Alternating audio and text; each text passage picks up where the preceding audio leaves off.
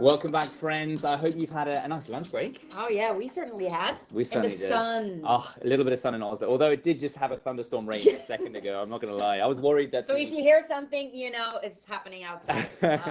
Disaster strikes. But welcome back. And you know, this section of the evening, the second last, the penultimate stream of the day, is focused on success. Focused on success. It's focused on success stories from idea to investment, basically. And we have with us two teams, Community Heroes and Skyrocket Your Team. I love that title. And then we also have with us an influential person, Sean Kane, CEO and co-founder and head of F6S. That's right. Yes. Coming at you live from our studio in Oslo. My name is Matt C. Smith. This is Oftedal. And we will be your hosts for this session and all the sessions, because we're going to come at you every hour on the hour, just about. We have one final session this evening, but welcome back to the EU versus Virus Matchathon this time. That's right. We're doing this Matchathon to connect these companies, which, bear in mind, 22,000 people got together 3 weeks ago, created over 3,500 teams that submitted just under 2,200 ideas. And those 2,200 ideas over the last week and a half have been refined. The best of the best have been picked, and there are 120 now. Is that correct? That's correct. And this weekend, those 120 ideas are matched, are connected with partners, investors, you name it. So if you are still interested in getting involved in this, let us know. Write down right now below in the comments if you are a developer looking to join a team, if you're an investor looking to invest in a team, or if you're just generally interested in what this whole hackathon, matchathon is all about, because we need support in every aspect of the world. Wherever you are, do that for us. So shooting over to Sean Kane, who is the CEO and founder of F6S. If you're a startup folk, you may well have come across his platform, because it's how old is it now, Sean? About 10 years. 10 years. Ooh. 10 years young. Tell us, 10 years young. Well, in the startup industry, that is, it's facing exit time, I think. But Sean, what is F6S for those who aren't startup folk? Yeah, absolutely. So first off, thank you so much for the opportunity to be here. Incredibly honored to be here with you, and most of all with the teams on the call, because it's really all about them and their success. F6S is the largest startup community in the world. We're a European company, but we're a global player and the global leader in our area. And our area, to put it simply, is delivering growth to tech startups and tech founders. That's what we exist for, and that's what we've consistently done over the last 10 years. Currently, we deliver billions in growth to 3.7 million startups. Much like the Matchathon and the Hackathon, there's no way we could do this ourselves, just like there's no way any of us can do this by ourselves. We do it with the help of 16,000 core partners, which range from government partners, like our much-loved commission that we do all kinds of projects with, and have been supporting now for the full 10 years as they've gone through the cycle of getting to this amazing mass event today. The world's corporates, we support 4,500 corporates around the world, and the world's startup programs, which is everybody from Techstars to 4,000, 5,000 other programs that are helping founders. All of these come together in the same way that we've all come together today and over the last 4 days, I believe, to help founders grow, which at the end of the day is the thing. We can provide the resources, and providing the resources is absolutely key. And then at that point, it's up to the teams. And I'd love to talk more later about how the team innovation, such as the two excellent teams we have today, can address not only this crisis, but how this crisis is an opportunity for us to do so much more for the world and help it resolve its problems. And Sean, your company's been around for a decade, as you said, which in the startup industry might as well be 100 years. Let's be honest. You've seen it all. You must have seen quite a lot in this time frame. Yeah. Compare this to sort of what you've seen before? Yeah. Just to tell a bit of the story of 10 years ago, which does seem like an enormous time ago, which is great. It's testament to how far we've all come and how hard we've all worked as a community to get where we are today. Even against this unfortunate backdrop of the real effects on people's lives. But long story short, the ecosystem as a whole of tech and innovation has gradually been moving from a world of a very physical-based ecosystem where you have to be in front of someone, you have to know someone, maybe you even have to go to the right school, right? Or do other things that aren't available, or be in the same country, or any of those things that are limiting. And F Success fundamentally views as friction. And it's friction that stops opportunity, that stops growth, that stops innovation, and most importantly, stops us from innovating to help solve problems that people have, which is fundamentally what tech does at the end of the day. So 10 years ago, I looked around the ecosystem with my co-founders, and I'm super happy now to have 3.7 million co-founders, is the way we see it. But at that point, we were a small group of core people. And we said, look, not much has changed in the last 20 or 30 years. We have this world that's very focused on Silicon Valley, is very focused on capital that you get by going to breakfast meetings or meeting certain people, or slogging through the wilderness for 10 years before someone notices you. And that's not a very good way to do what we do. That's not a good way to channel the optimism and enthusiasm, intelligence of everybody around the world. So we built F Success to support the change that's happened over the last 10 years, which is opportunity has been pushed to everybody in the world, really anywhere you are, India, Eastern Europe, even in Silicon Valley. You can get resources. You can get hosting from AWS through F Success or other people. You can get an opportunity to hack and meet great people. You can meet exciting new founders. And this is the world that we wanted to exist, because it's better for founders, it's better for the world. The second thing that we noticed about 10 years ago, and was really, really bothering us, is it was incredibly difficult to start a company. So this friction was present in every aspect of fundraising, finding awesome people to work with, doing all those things. Let's say you didn't know a great founder, and Skyrocket, your team and community heroes, did you guys all know each other before this weekend? You can just nod your heads no or yes. Or, you can speak. Yeah. Okay. So we told them to mute themselves. That's why. Yeah. No, that's cool. So we had one yes and a bunch of no's. Right? Is the way I interpret that jury result. 10 years ago, that wouldn't have happened. Think how hard it was to find someone by chance that was the right person to start a business with. Yeah. Be able to do it quickly. Be able to find out if it works or not. Be able to find out if you like each other, if you can trust each other. And think what a break that would be on innovation and getting smart people who care about a problem together to solve it. So F Success was created to help solve that problem. And we have solved that problem in large part as an ecosystem, which brings me to the next thing. I'll talk more in a little bit possibly about some of the other challenges facing the ecosystem and how we can address them. But coronavirus is horrible. There's no other way to put it. It's hurting businesses, it's hurting families, it's ending lives. Hurting people, yeah, exactly. Yeah, but it's an incredible opportunity for the ecosystem. And I don't mean that in any way that I'm celebrating it or want it. What are these opportunities? Yeah. Where do you see the opportunity in all of this crisis? Absolutely. So the ecosystem is very hard to drag along. We've spent 10 years dragging the ecosystem to unify 3.7 million of us from all around the world into a single platform. This weekend is a platform, but there are many people in the ecosystem that haven't wanted to come along. So investors, I'll call them out, right? Why are they not? Are you talking VCs or angels? Because I know, like AngelList, for example, and I know on F Success you connect both startups and investors as well. Because just for anyone who's not used F Success, you can effectively create a profile, right? A business profile. You can share information on that. Udi and I could, for example, have our faces, our photos, descriptions, and you could provide a lot of information. It's almost like the Facebook profile of your business as well, right? In a way, obviously with a lot more functionality. But you're saying that investors are reluctant to put their faces and names on there. Is that why? Yeah. So the investment community is still a very physically based community. Mm-hmm. At the end of the day, we understand why that makes sense, right? They're still good people and a valued part of the ecosystem, but they get an enormous amount of the focus on the ecosystem historically, and and they're a bottleneck.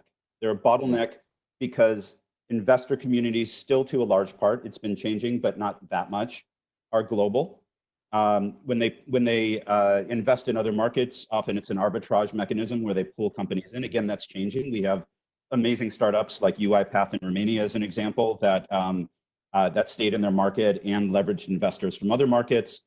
But fundamentally, they're not globally scalable, and it's an inefficient, ineffective mechanism for accelerating startups. The good news is, because we've been able to organize on F Success and in other ways, now the resources that Amazon has and Google has and all of the amazing sponsors of this event have, and the 16,000 entities on F Success have, billions of dollars in just the case of F Success, trillions of dollars if you look at it across the world, can flow to the right people. And the breaks that we had on the ecosystem maybe 10 years ago have been taking off in large part. The estimates vary, but somewhere between 0.03 and 0.5% of startups ever take VC or angel capital. If you think about that for a second, we have an enormous number of growth startups that are growing and doing important things for the world. Where are they getting their growth? They're getting it from the AWS hosting program. They're getting it from business advice that comes out of Accenture. They're getting it from government support. They're getting it from the European Union's programs to support them. All of these places are filling the gaps that before they couldn't. And the only way to deal with it is through platforms at scale and virtually. So the huge opportunity we have here is to increase the effectiveness and the efficiency of our ecosystem based on the artificial constraint that we have right now of not being able to be together physically, but needing to get stuff done. And out of this environment, I'm absolutely convinced we're going to have a lot of people on the other side that say, maybe I don't need to go to these meetings. Maybe I can just go do this.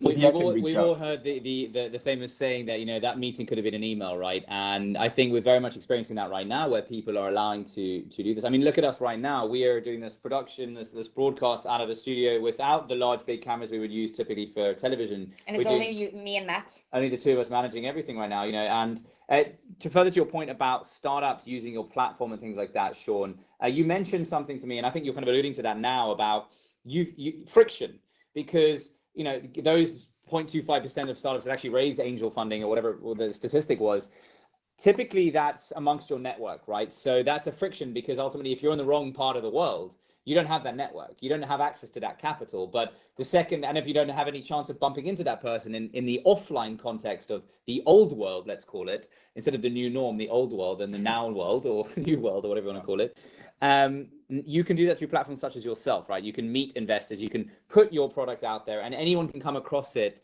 And there are no biases. It takes away the language bias. It takes away the accent bias. It takes away that's true. Socioeconomic bias. Anyway, Sean, you were telling me something interesting just before we came on live about this opportunity we have right now in the fact that we are living in a frictionless world. What did you mean by that? Yeah, absolutely. Yeah. So if friction is the core thing that combines many of the things that F Success is intended to solve, and inadvertently and unfortunately, coronavirus is giving us the opportunity to solve. We live in an environment now where many of the sources of friction have disappeared. When are we going to get together for a coffee? We can't, right? Let's just talk and see if we can do something. How do I share information? How do I share information is a very basic thing. And invest in decisions, whether it's made by an investor or who AWS gives $100,000 of free hosting to, or who F Success supports for 2 years with free accounting. Those decisions should be made on data. And platforms that concentrate this data and people's willingness to participate with data on a trusted platform in a trusted environment, and then have an outcome that delivers support is something that I see the ecosystem working on and accelerating on to a degree I've never seen before. And you know, if we look at the hierarchy of, if I was to try to break down the last few days, there's a problem. People got together as teams in order to find a solution.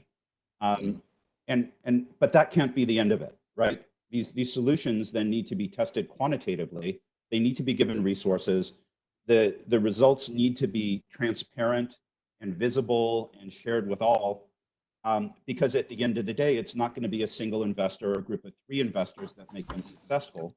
The collaboration at the end of it will be the death of the friction.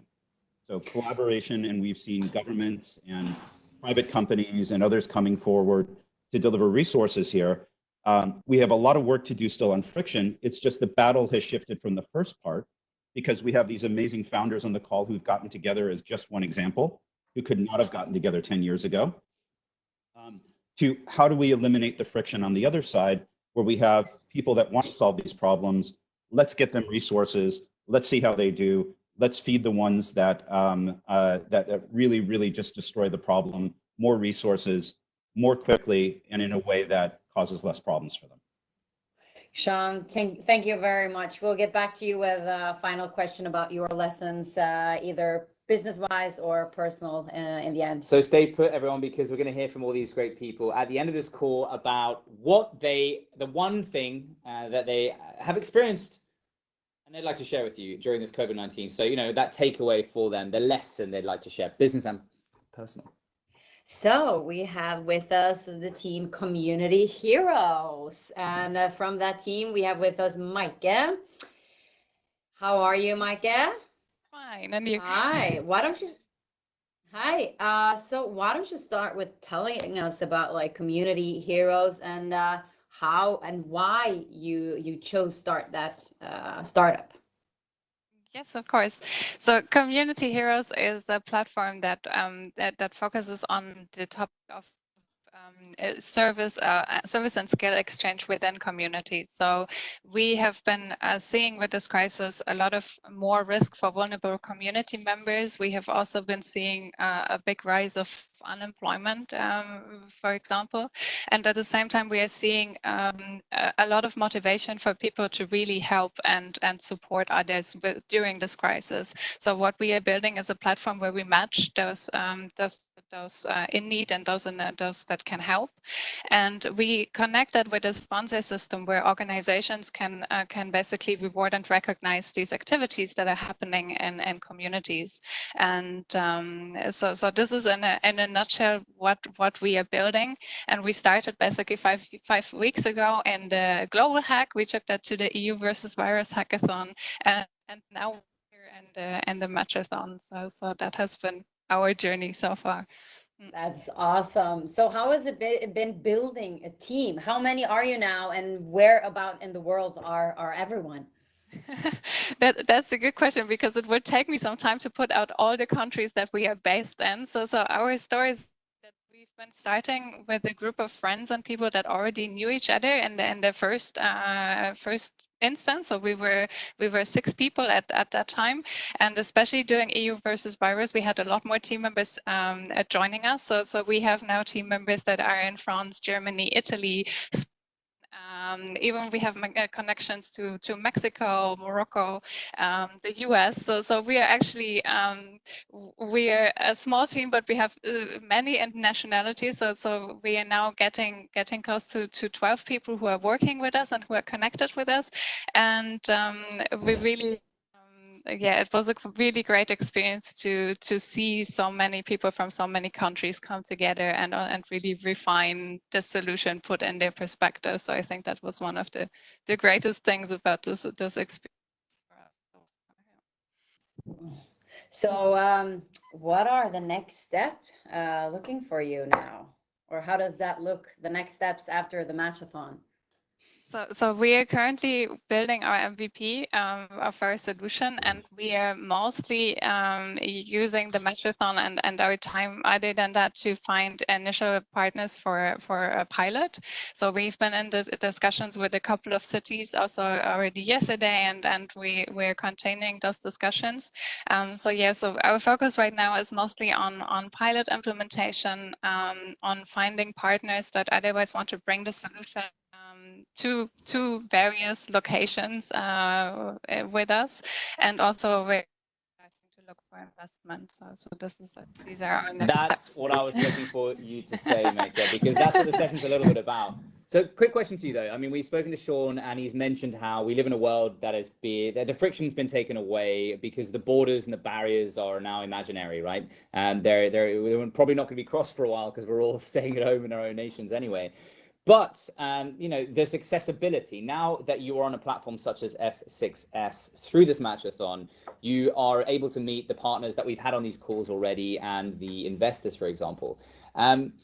Do you believe, and what is your experience actually with what you've created? Could you believe that you could have done this without COVID and without the hackathon and without these things? If you were, you know, given this time pressure to create the idea, go. That's a wonderful question, Matt. Do you think you would have been able to do it? I think we probably wouldn't have done it in the same timeline and with the same pressure, and we would have not had the opportunity to meet all the people that we are working with right now. So I think that also agreeing with the points that Sean made before, I think this in some way this crisis is really giving us the opportunity to come together in a much faster and accelerated way than I think ever before. So that's a great experience and a dramatic kind of instance. Yeah. It certainly is. No, it's been an incredible journey for everyone, I think, and also that. And Maker, we're going to come back to the end as well. I want you to think a little bit more about, what is that one takeaway, being personal and or business. Maker, you're looking for investors right now? Yes, we are. Yeah. How much are you looking for? We haven't defined that yet, so we're still in quite They're early looking stage. for €1 million. Brilliant. A billion. Why not? You have some traction, right? We're still a bit early, so we are having our first use case implemented in a couple of months, I think, so a couple of weeks. So that's traction to me. As long as you got those signed letters of intent or whatever it was with those customers. And Maker, I urge you, one of your team, to now post in the comments below the team that you are from, just so that people can follow this. If they see this interview later, they'll follow the trail, find you, and they can get in contact with you. Yeah, and just keep doing it in the lives that we have. Yeah, brilliant. Should we head over to Jorge, who is part of the other team who was on this, which is Skyrocket your team. Skyrocket your team. What a name. That's right. Hello, Why did how you are choose doing? that name? Why did you choose that name? Oh, that's a funny story. We actually had a different name before that I'm gonna keep for ourselves. But we had this kind of tag. Tell us, what was the name? You can't get away with with the it. story, though, right? It comes with the story. Then we were gonna be called Erwin, which is actually a friend of us who made an online escape room for us. It was like a more basic escape room just for fun. It was on Google Drive. And in this call that we had with him, we actually decided we're going to make this with all of our training, background, non-formal education, and experience design. We're going to make this into a business to help other businesses grow closer together. And at first, we kind of decided, okay, maybe we're going to call it Erwin, because Erwin didn't want to jump onto this at first. So in the end, we kind of left that out, and we called the Skyrocket Your Team, because we had it as the kind of the title when you came into our website, because that's what we want to do, right? Why don't you tell us a little bit about what you do? Yeah, so at Skyrocket Your Team, we're basically on a mission to unite remote teams. Because of COVID-19, you know that millions of people have been pushed into working from home, and that can be quite scary at first. So we found out that in most cases, people lack the team feeling, that is easier to feel in the same space when you're working in the same office, and that organizations struggle to engage their teams and bring them back together and improve the communication. So we decided to start Skyrocket Your Team, which is an online escape room for remote teams for team building, in which for the benefit of me, actually, what is an escape room? What is an escape room? Actually, has anybody ever been to a escape room? No, actually not. But I Okay, know what you it know is. more or less, right?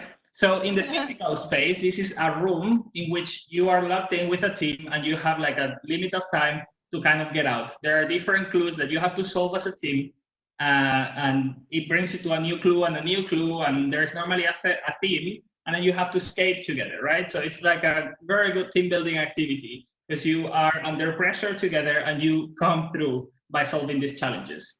We brought this to the online world, and we've done it in a unique way that separates us from all the other online escape rooms that we have tried and we have seen.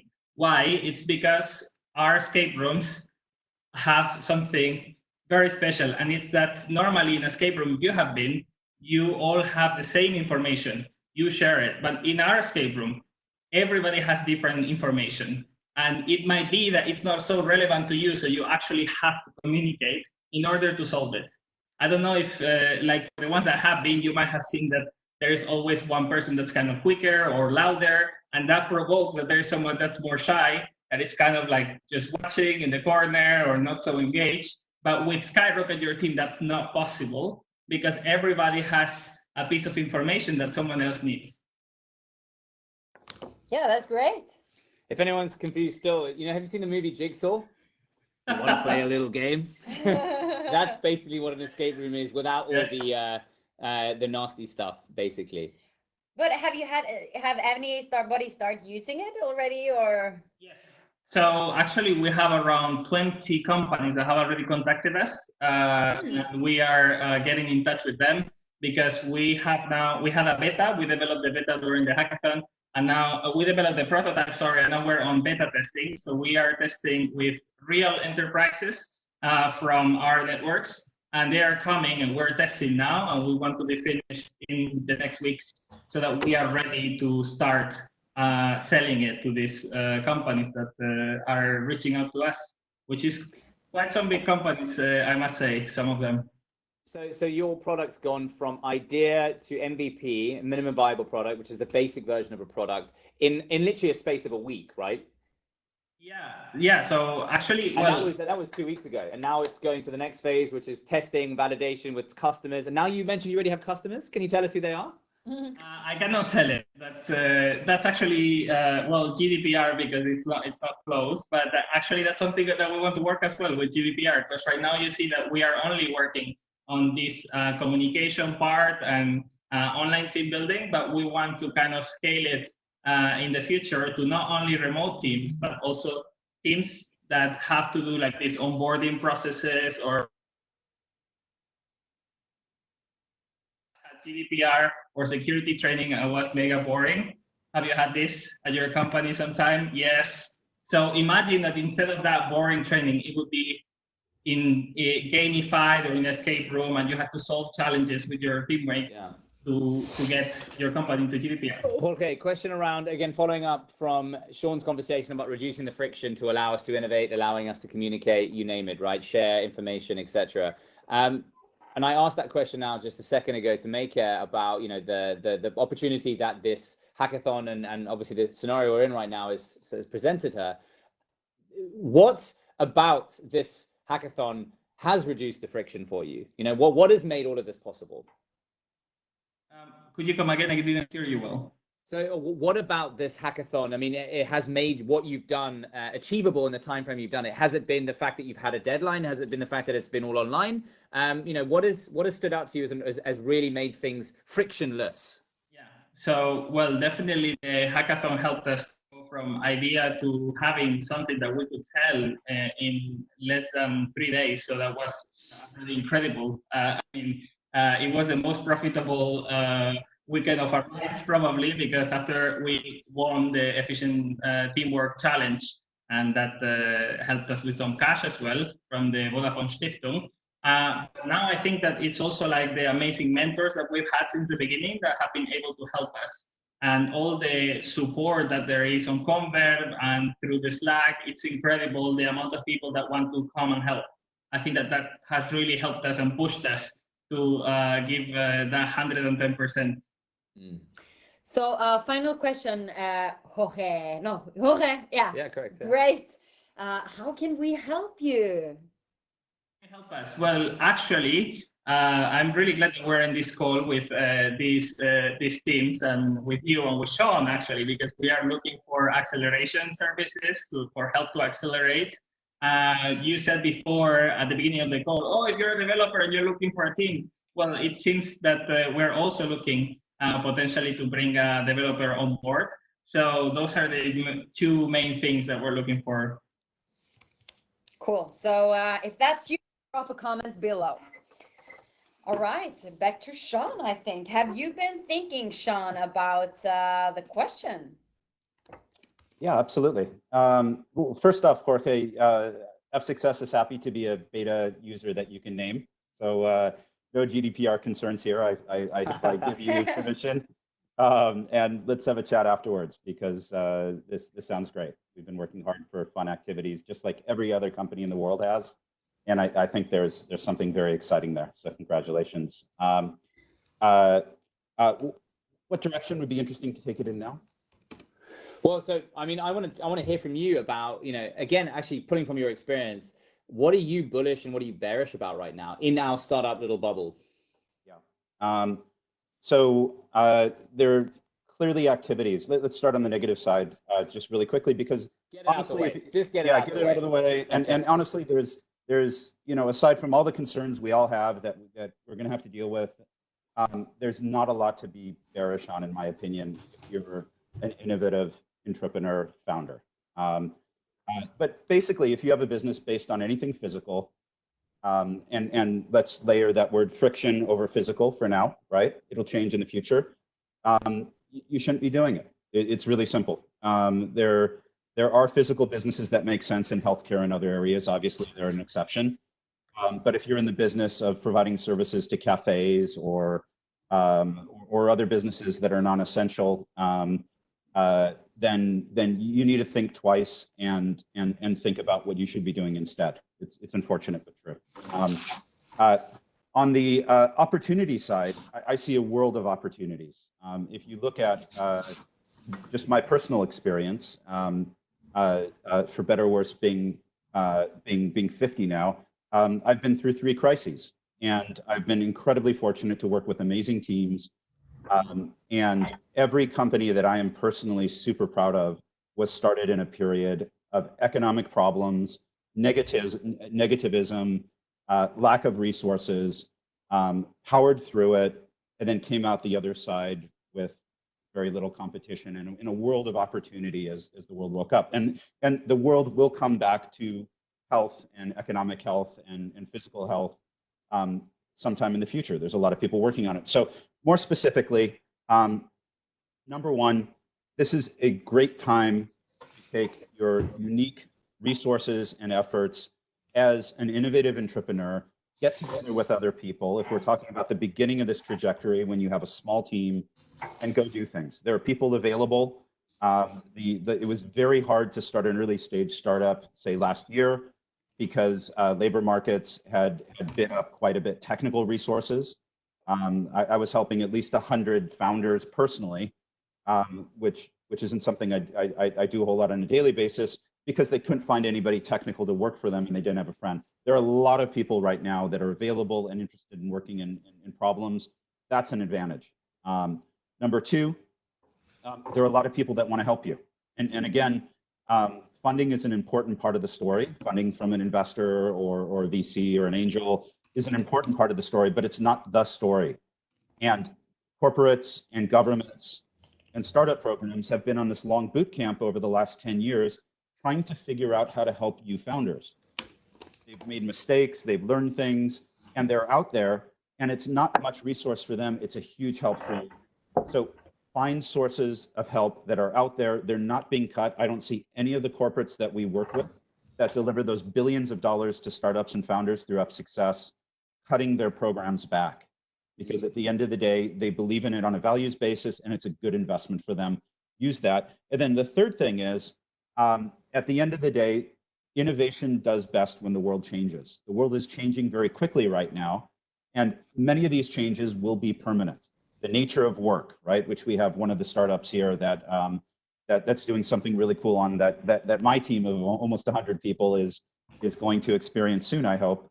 The nature of work, how we organize our work, what tools we need in work, who we collaborate, all of that is going to change very quickly. And each of those changes is an opportunity for founders, not only to apply within your own startups, the way our 2 teams here and many other teams did over the last few days, but to sell to other people and deliver value to them. So I see this as a world of opportunities rather than a problem for early stage startups. I couldn't agree more, Sean. Should we head over to community heroes? Mike. Yeah, sure. So You've been reflecting. Yeah. yes, I've been reflecting. Go ahead. So, for me, I think I would put my biggest learnings and during this crisis, and I think that also goes for our whole team, and kind of 2 words: adaptability and collaboration. And I think adaptability, it was already on the last live that Nora was saying this really nicely about how we find ourselves in this really new situation, and it's sometimes really hard for everyone to just to that. But at the same time, we see so many people, and I think that this matchathon and the hackathon is a perfect example of that. We see so many people that are coming together saying, okay, this is where we see ourselves now. What are we going to do about it? And it's really inspiring to see that on such a broad level. And we also hope with our solution that we can bring that into communities and we can get more people to really bring forward this motivation into how we can also change our future through what we are doing right now and through the new findings and the new ways of collaboration that we see right now. And I think that has been really inspiring over the last weeks for me. Thank you, Mick. Yeah, that's very well put. Again, we're getting this consistent message from people about the adaptability of all of us right now and how we can overcome this and see and capitalize on the opportunity. Go check out Maker and her team, Community Heroes. We love you. Thank you so much. Thank you. Skyrocket your team. Jorge, what are you thinking, my man? Yes, so one thing that I've learned about COVID is also related to adaptability, is the resilience that we have or we can have to global issues. And I think that COVID was especially quick because we see it very close to us, right? But there are other global problems that we don't see very close to us, like climate change. So I would hope that something that we learn out of this is that we can get together as societies if we want to, governments, enterprises, organizations, and solve global problems together. So let's do that. Let's do it.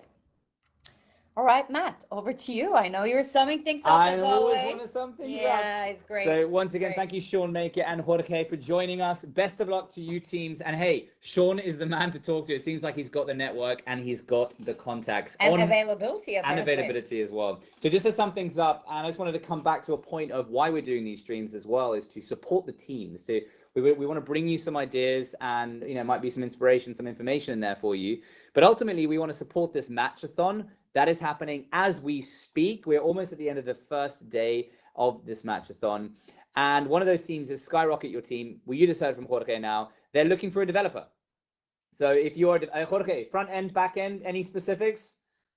Unity. Sorry? Someone who knows about Unity. Whoever knows about Unity, Jorge is your guy. He's going to pay you 100,000 euros. Jorge, we'll talk to you later about this. I've broken the deal for you. I'll take my 20% cut. We'll talk about that later too.